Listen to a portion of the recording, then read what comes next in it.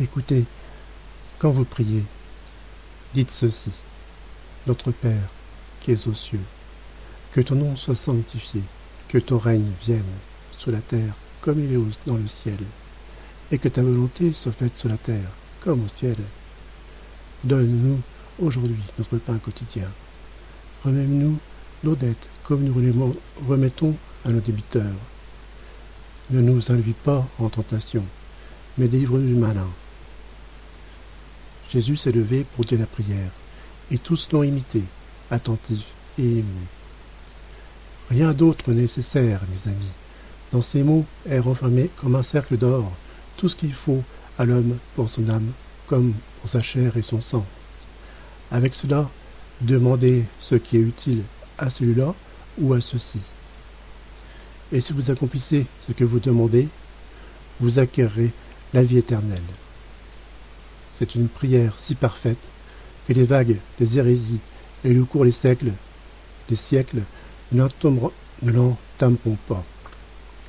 Le christianisme sera désuni sous la morsure de Satan, et beaucoup de parties de ma chair mystique seront détachées, morcelées, formant des cellules particulières dans le vain désir de se créer un corps parfait comme le sera le corps mystique du Christ, c'est-à-dire formé de tous les fidèles unis dans l'Église apostolique, qui sera, tant que la terre existera, l'unique véritable Église.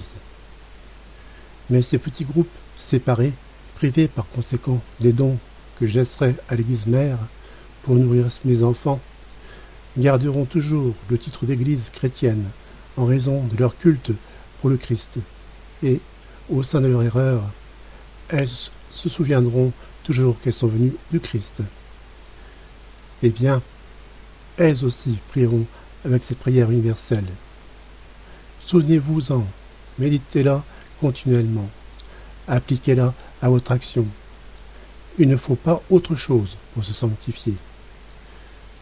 Si quelqu'un était seul dans un milieu païen, sans église, sans livre, il aurait déjà tout ce que l'on peut savoir en méditant cette prière, ainsi qu'une église ouverte dans son cœur pour la réciter. Il aurait une règle de vie et une sanctification assurée.